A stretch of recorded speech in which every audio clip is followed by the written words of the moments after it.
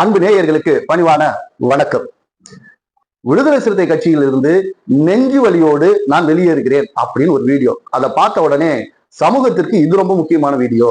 ஏன்னா இந்த தம்பி ரொம்ப நெஞ்சு வலியோடு விடுதலை சிறுத்தை கட்சியிலிருந்து வெளியேறுகிறார், குறைகளை சொல்லி இருக்கிறார். அப்போ உட்காந்து 22 நிமிஷம் யாருன்னு பார்த்தா வாய்ஸ் ஆஃப் தமிழ்நாடு அப்படின்னு ஒரு சேனலு, அதில் இருக்கக்கூடிய அந்த தம்பி பிரதாப் அவருடைய பெயர். விடுதலை சிறுத்தை கட்சியில 2024 தான் சேர்ந்திருக்காரு. ஏன்னா அவர் சொல்ற கணக்குப்படி ஒரு வருஷத்துக்கு முன்னாடி தான் சேர்ந்தேன் அப்படின்னு சொல்றாரு.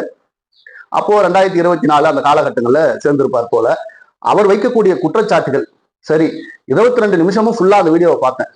அப்படி என்ன மிகப்பெரிய குற்றச்சாட்டுன்னு பார்த்தா, முதல்ல அவருடைய வாழ்க்கை வரலாறு சொல்றாரு. நான் எவ்வளவு கஷ்டப்பட்டவன், நான் ஒடுக்கப்பட்டவன், நான் ஒரு தலித், அப்படிலாம் அவர் சொல்லிக்கிட்டே வராரு. ஒன்றும் பிரச்சனை இல்லை, ரொம்ப நியாயமா தான் இருக்கு. இதெல்லாம் சொல்லிக்கிட்டே வந்தவர் விடுதலை சிறுத்தை கட்சியில் எனக்கு பயணிக்க எனக்கு ஒரு அங்கீகாரம் கொடுக்கவில்லை, எனக்கு மேடை கொடுக்கவில்லை, மேடை போட்டு கொடுக்கவில்லை அப்படிலாம் சொல்றாரு. சரி, அடுத்து என்ன சொல்ல வர்றாருன்னு பார்த்தா, விடுதலை சிறுத்தை கட்சியில 30 வயதுக்குள்ளாகவே ஒருத்தர் துணை பொதுச் செயலாளர் ஆகிறாரு, அரசியல் அதிகாரத்திலையும் பங்கு பெற்றுட்டாரு, அதாவது எம்எல்ஏவா ஆகிட்டார். அவர் நேரடியா சொல்லாம மறைமுகமா சொல்றாராம். நம்ம உடைச்சு சொல்லிடுவோம் எல்லாத்தையும். அது யாருன்னு பார்த்தா ஆலூர் ஷானவாஸ் தான். சகோதரர் ஆலூர் ஷானவாஸ் விடுதலை சிறுத்தை கட்சியினுடைய துணை பொதுச் செயலாளர், இப்போ சட்டமன்ற உறுப்பினர். அவங்கெல்லாம் ஆகிட்டாங்க. அதே போல எஸ் பாலாஜி அவர்களையும் அதுல அவர் சேர்க்கிறார். அதனாலதான் அவர் பொதுப்படையாக சொல்றாரு, தலித் அல்லாதவர்கள் அங்கீகாரத்துக்கு வந்துட்டாங்க, அரசியல்ல விடுதலை சிறுத்தை கட்சியில துணை பொதுச் செயலாளர் அந்த அளவுக்கு வந்துட்டாங்க, ஆனா என்னால அங்க வர முடியல அப்படின்னு அவர் சொல்றாரு. அதை சொல்லிட்டு உடனடியாக என்ன சொல்றாருன்னா, என்னை உடனடியாக துணை பொதுச் செயலாளர் ஆக்குங்க அப்படின்லாம் நான் சொல்லல, குறைந்தபட்சம் எனக்கான அந்த பயணிக்கிற அந்த வழியை அதிகாரத்தை எனக்கு கொடுத்துருக்கலாம் அப்படின்னு சொல்றாரு. தம்பி, என்னதான் சொல்ல வரீங்க? அந்த 22 நிமிட வீடியோல 16-17 நிமிஷம் என்னதான் சொல்ல வர்றீங்க அப்படின்றதே நமக்கு மிகப்பெரிய குழப்பமாக இருந்தது. இதையெல்லாம் முழுசா பார்த்து முடிச்சதுக்கு அப்புறம் தான் தெரியுது, தம்பியை விடுதலை சிறுத்தை கட்சியில கொண்டு போய் சேர்த்து இருக்கிறார்கள் அப்படின்னு தான் அவர் சொல்றாரு. அப்புறம் திருப்பி அவரே சொல்றாரு, இல்ல நான் போய் சேர்ந்தேன், என்னை கூப்பிட்டு போனாங்க அப்படின்னு சொல்றாரு. இப்படி ஒரு சமநிலை மனநிலை இல்லாத ஒரு பேச்சாக தான் அது ஃபுல்லாவே இருந்தது. விடுதலை சிறுத்தை கட்சியிலிருந்து நான் சமூக நீதியை பேச போறேன், சமூக நல்லிணக்கத்தை பேச போறேன் அப்படின்ற ஆசை கனவோடு வந்தேன், இது எல்லாமே நடக்கல அப்படின்னு. தம்பி, உங்க பேச்சை பார்க்கும்போது ஒண்ணு மட்டும் நல்லா தெரியுது, நீங்கள் ஒரு சாதியவாதி. என்னடா அது, ஒரு தலித் இளைஞனை போய் சாதியவாதி அப்படின்னு சொல்றேன்னு பாத்தீங்கன்னா, நீங்க யாரா இருந்தாலும் இன்னொருத்தரை பார்த்து பொறாமப்பட்டீங்கன்னா, அவங்களுடைய வளர்ச்சியை நீங்க விமர்சனம் பண்றது சாதிய ரீதியாக கம்பேர் பண்ணீங்கன்னா, அதாவது இவர் என்ன சொல்றாரு, விடுதலை சிறுத்தை என்பது தலித் கட்சி, நான் ஒரு தலித் இளைஞன், ஆனா எனக்கு துணை பொதுச் செயலாளர் கிடைக்கல, ஆனா 30 வயதுக்குள் இருக்கிற அல்லது மாற்று சாதியில் இருக்கிற நபர்கள் எல்லாம் துணை பொதுச் செயலாளராக இருக்கிறார்கள், அவர்கள் அரசு அங்கீகாரம் பெற்று விட்டார்கள், அதாவது சட்டமன்ற உறுப்பினர்கள் ஆகிவிட்டார்கள் அப்படின்னு பேசும்போதே ஒரு விஷயம் நல்லா தெரியுது, அது உன்னுடைய சாதிய மனநிலையை காட்டுகிறது.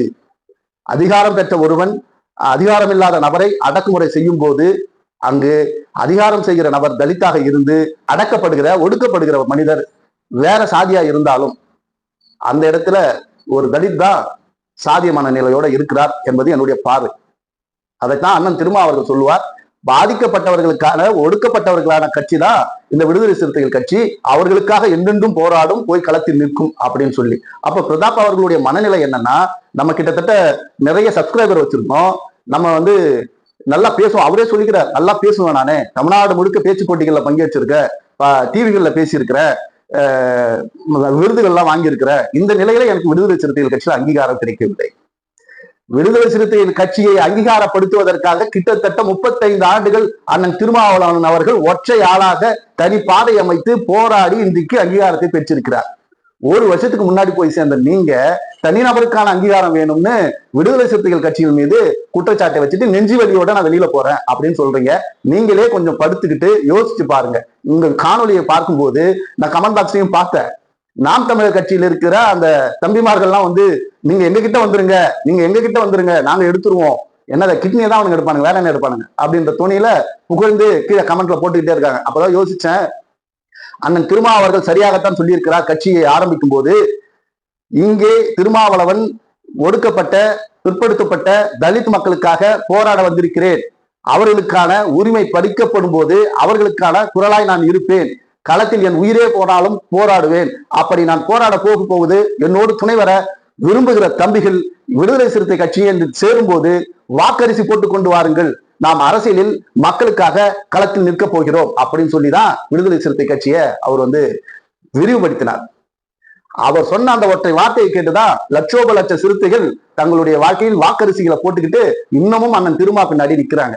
நீங்க சொல்றீங்கல்ல, நீங்க இந்த கிழிச்சு போடுறீங்கல்ல, கொளுத்தி போடுறீங்கல்ல, அதெல்லாம் விடுதலை சிறுத்தைகள் கிட்ட வேலைக்கே ஆகாது பிரதாப். ஏன்னா அண்ணன் திருமா ஒருவர் தான் தலைவர்னு ஒட்டுமொத்த விடுதலை சிறுத்தைகளும் நம்பிக்கிட்டு இருக்கு. விடுதலை சிறுத்தை கட்சிக்கு இன்னமும் உறுப்பினர் அட்டை கிடையாது. அது தெரியுமா உங்களுக்கு? கட்சியில இருந்து நெஞ்சு வலியோடு வெளியே போறேன்னு சொல்றீங்களே, அதுக்கான வரலாறு தெரியுமா உங்களுக்கு? ஏன்னா விடுதலை சிறுத்தை கட்சி என்பது தனக்கான அந்த எம்எல்ஏ சீட் வாங்குறதுக்காக எங்க கிட்ட எவ்வளவு உறுப்பினர் இருக்கிறாங்க சேர்க்கையை நாங்க கணக்காட்டி உறுப்பினர் அடையாள அட்டையை கொடுத்து இவர்கள்லாம் விடுதலை சிறுத்தைகள் அடையாளம் காட்டி மற்றவர்களை எல்லாம் விடுதலை சிறுத்தை அல்லாதவர்னு பிரிக்க அண்ணன் திரும்ப விரும்பவில்லை. அவர் நினைக்கிறது என்னன்னா, பாதிக்கப்படுகிற எல்லோருமே விடுதலை சிறுத்தை கட்சியை சேர்ந்தவர்கள் தான். அவர்கள் கூப்பிட்டாலும் கூப்பிடனாலும் நாங்க போய் அவர்களுக்காக களத்தில் நிற்போம். ஆகவே விடுதலை சிறுத்தைக்கு உறுப்பினர் அட்டையே கிடையாது. பொறுப்பாளர்கள் பட்டியல் மட்டும்தான் இருக்கும், தொண்டர்களுடைய பட்டியல் இருக்கும். ஆனா ஒருத்தர் கூட உறுப்பினர் அடையாள அட்டை கொடுத்து இருக்க மாட்டாங்க. இது அண்ணன் திருமாவே ஒரு மேடையில் சொல்லி இருப்பார். அப்படி இந்த ஒட்டுமொத்த தமிழ்நாடும் விடுதலை சிறுத்தை கட்சியின் தொண்டர்கள் தான் அவர் நினைச்சுக்கிட்டு இருக்காரு. இன்றைக்கு இந்தியாவே விடுதலை சிறுத்தை கட்சியினுடைய தொண்டர்கள் தான் அப்படின்னு நினைச்சிட்டு இருக்காரு அண்ணன் திருமா. அதற்கு காரணம், எங்கே ஒருவன் பாதிக்கப்படுகிறானோ அங்கே விடுதலை சிறுத்தையின் கால்கள் பயணிக்கும். அண்ணன் திருமாவளவன் அவர்கள் அங்கே போய் நின்று போராடுவார். இப்படிப்பட்ட ஒரு தலைவன் இந்த தமிழ்நாட்டுக்கு கிடைத்திருக்கிறார்னு விடுதலை சிறுத்தை கட்சியினுடைய தொண்டர்களும் சரி, தமிழ்நாட்டு மக்களும் சரி, அவரை ரொம்ப பெருமையாக பேசிக் கொண்டிருக்கிற இந்த வேளையில் நீங்க வேணா பார்த்துட்டே இருங்க. இது போல பல தற்குறிகள் வீடியோ போட்டு நெஞ்சு வெளியோடு வெளியில போறேன், முழுங்கிட்டேன்னு வச்சுங்களா, வலியோடு வெளியில போறேன் அப்படின்னு வீடியோ போடுவாருங்க. நீங்க எங்கன்னா கையை நீட்டுங்க, எங்கன்னா குனிஞ்சு கொடுங்க. ஆனா விடுதலை சிறுத்தைகள் மீது சேற்றைவாதி இறைத்தால் அது திரும்பி உங்க மேலதான் வரும். ஏன்னா அண்ணன் திருமா அவர்கள் ரொம்ப தெளிவாக தன் பாதையில் அவர் பயணித்துக் கொண்டிருக்கிறார். இவ்வளவோ உறுப்பினர் இல்லையா தம்பி பிரதாப்? கடைசியா ஒரு வார்த்தை சொல்றாரு, திராவிட முன்னேற்ற கழகத்தோடு கூட்டணி வைப்பது எனக்கு பிடிக்கவில்லை, எனக்கு வாக்களிக்க பிடிக்கவில்லை. இது என்னடா கூட்டாக இருக்குது? விடுதலை சிறுத்தை கட்சியில் இருந்து கொண்டு நிறைய பேருக்கு திமுக பிடிக்காம கூட இருக்கும். தமிழ்நாட்டில் இருக்கிற ஒட்டுமொத்த 6 கோடி மக்களும் திமுகவுக்கு ஓட்டா போடுறாங்க. யாருக்கு எந்த கட்சியை பிடிக்குதோ அவங்க அந்த கட்சிக்கு ஓட்டு போடுறாங்க. ஆக இவருடைய நோக்கம் என்னன்னா, திமுக விடுதலை சிறுத்தைகள் கூட்டணி உடையும், இவங்க அதிமுகவோடு போய் சேருவார்கள், நம்ம விமர்சிக்கலாம், விமர்சனம் செய்யலாம், பேசலாம்னு நினைக்கும் போது அண்ணன் திருமா ஒவ்வொரு மேடையிலையும் தொடர்ச்சியாக அவர் சொல்லிக்கிட்டே இருக்கிறாரு, சனாதனத்தோடும் சாதியவாதத்தோடும் தான் எங்களுடைய சண்டமார்க்கம், அப்படி சமூக நீதிக்காக குரல் கொடுக்கிற பேசுகிற திமுகவோடு தான் கூட்டணி. இங்க நோட்டு சீட்டு எண்ணிக்கை இதை பத்தி எல்லாம் யாரும் பேசக்கூடாது. அதாவது ஒரு கட்டத்துல என்ன சொல்லிட்டாரு அண்ணன் திருமா அவர்கள், அதாவது இந்த நோட்டுக்கு சீட்டுக்கும் சமரசம் பண்ணி இந்த அரசியல் தேர்தல் அரசியல்ல இருக்கணும்னு நினைச்சா அப்படி ஒரு அரசியல் பாதையே எனக்கு தேவையில்லை, நான் திரும்ப மக்கள் பாதைக்கு போவேன், நான் மக்களுக்காக குரல் கொடுப்பேன், மக்களுக்காக போராடுவேன். ஒருவேளை இந்த பிரதாப்புக்கு இதெல்லாம் கிளி தட்டி இருக்கும் போல, என்னடா எலெக்ஷன்ல நிக்க மாட்டாரோ? ஒருவேளை திமுக தன்னுடைய நிலைப்பாட்டில் மாறுதுன்னு அண்ணன் திருமாவுக்கு தெரிந்தால் அவர் திமுக விட்டு வெளியில வருவார். அப்ப எங்க போவார்னு சில பேர் கேக்குறீங்களா? உங்களுக்கு தான் அந்த பதில். அரசியலே, அதாவது அந்த அரசியல் வாக்கரசியலே விட்டு வெளியில வந்துட்டு மக்கள் அரசியலை எப்படி பெரியார் தேர்தலில் போட்டியிடாமல் மக்களுக்காக போராடி கொண்டிருந்தாரோ அதுபோல அண்ணன் திருமா அவர்கள் போராடி கொண்டிருப்பார். இதுதான் இந்த பிரதாப்புக்கெல்லாம் கிளி தட்டி இருக்கு. இவர் எப்படி என்ன நடக்கும் ஏது நடக்கும் இவரை கணிக்கவே முடியலையே அப்படின்னுட்டு.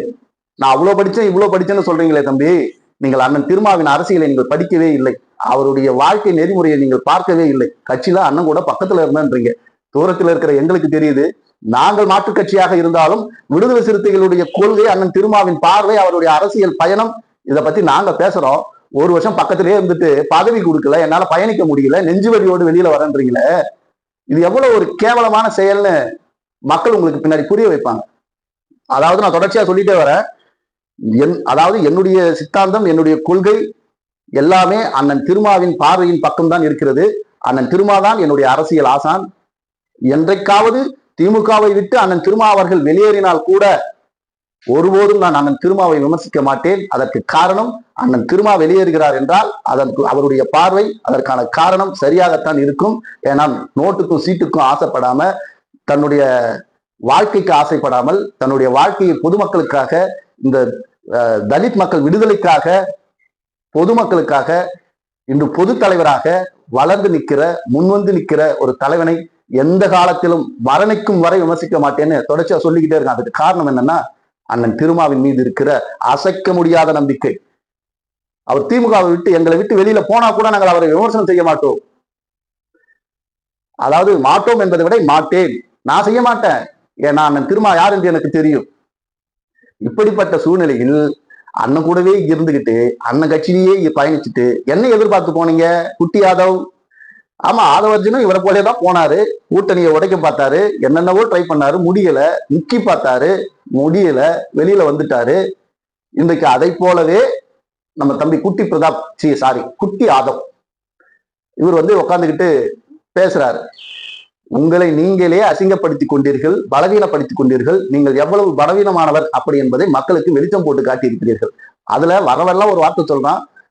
ஆதவர்ஜனா வெளியே போனப்போ சொன்னாரு, பல விடுதலை சிறுத்தைகள் என்னோடு பேசிக் கொண்டிருக்கிறார்கள், ஒரு நம்பரை காட்டுங்கடாப்பா, ஒரே ஒரு ஒத்த நம்பர், இந்த நம்பர் விடுதலை சிறுத்தை கட்சியை சார்ந்தவர், இவர் என்கிட்ட பேசினாரு, திருமாவை பத்தி குறை சொன்னாரு, உங்களோடு தான் நாங்கள் வருவோம்னு சொன்னாரு.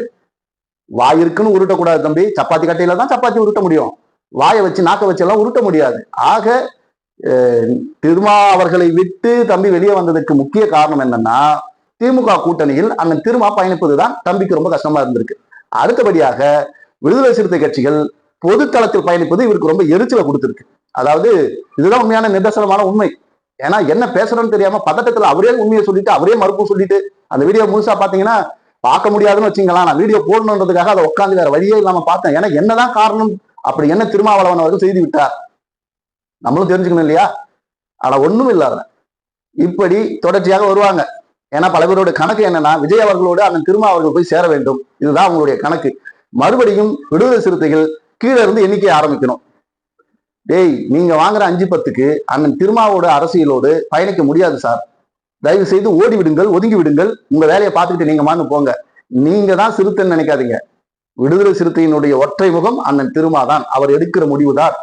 அதற்கு கட்டுப்பட்டு லட்சோப லட்ச சிறுத்தைகள் பயணித்துக் கொண்டிருக்கிறார்கள். இவர் ஒருத்தர் நெஞ்சு வலிக்குதுன்னு சொல்லிட்டாருன்னா என்ன பண்ண முடியும்? மனிதாபிமான அடிப்படையில் ஹாஸ்பிட்டல்ல தான் ட்ரீட் பண்ண முடியும், வேற ஒன்றும் பண்ண முடியாது. நீங்க வேணா பாருங்க, சிறுத்தைகளே தொடர்ச்சியாக நிறைய பேர் வருவாங்க. நாங்கள் அண்ணன் திருமாவுக்காக அவருக்காக பேசணும், அவருக்காக நாங்கள் எல்லாமே செஞ்சோம், ஆனால் இன்றைக்கு அவர் எடுத்திருக்கிற முடிவு தவறானது, இப்படியெல்லாம் எவனும் பேசிடக்கூடாதுன்னு சொல்லிட்டு தான் கிட்டத்தட்ட எலெக்ஷனுக்கு 1 வருஷத்துக்கு முன்னாடியே சொல்லிட்டு வர. நடுவுல திடீர்னு இந்த மாதிரி நெஞ்சு வலி வந்துருச்சுன்னா சொல்லாதீங்கடா, ஆல்ரெடி ப்ரிப்பேரா இருங்க, திமுகவோடு தான் கூட்டணி, பாஜகவை ஓட ஓட விரட்டுவோம் அப்படின்னு சொல்லிட்டு. இந்த பிரதாப் தம்பி சொல்றாப்புல திமுகவை தவிர இது எல்லா கட்சியும் நல்ல கட்சியா தெரியுது பண்ணி யாருன்னு. அருமை, சூப்பர். சட்டத்தால் தண்டிக்கப்படாத, சட்டத்தால் குற்றவாளி என்று சொல்லப்படாத, நிரூபிக்கப்படாத ஒரே தலைவர் கலைஞர் அவர்கள். சட்டத்தால் தண்டிக்கப்பட்டு குற்றவாளி என அறிவிக்கப்பட்டு ஊழல்வாதி என்று தீர்ப்பு எழுதப்பட்டு சிறைக்கு போய் வெளியில் இறந்து போனவர் ஜெயலலிதா அவர்கள். ஆனா என்ன சொல்றோம், ஜெயலலிதா அவர்களை ஒருத்தர் கூட ஊழல்வாதின்னு யாருன்னு சொல்றோமா? சொல்றதே இல்லை. ஆனா தலைவர் கலைஞர் அவர்களை என்ன சொல்றோம், அவர் விஞ்ஞான ஊழல்வாதி அப்படின்னு சொல்றோம்.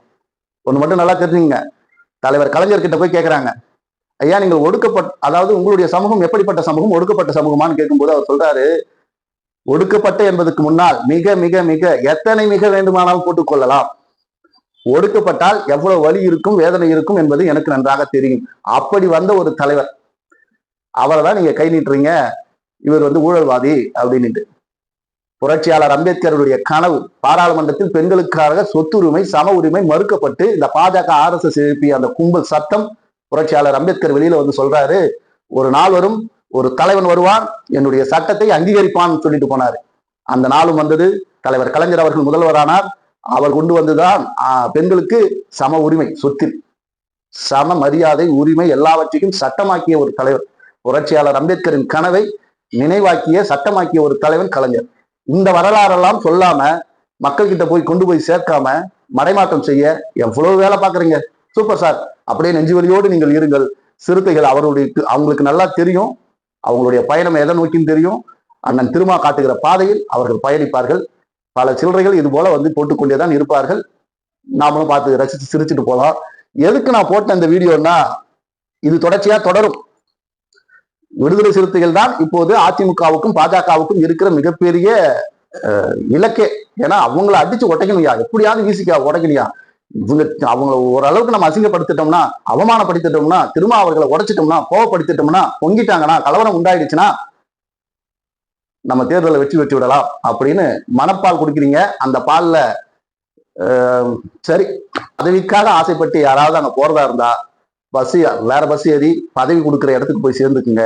அண்ணன் திருமாவோடு நீங்கள் பயணிக்க வேண்டும் என்றால் போராட்ட குணமும் கையில் வாக்கரிசியும் கொண்டு செல்லுங்கள். அது போராட்ட களம், போர்க்களம்.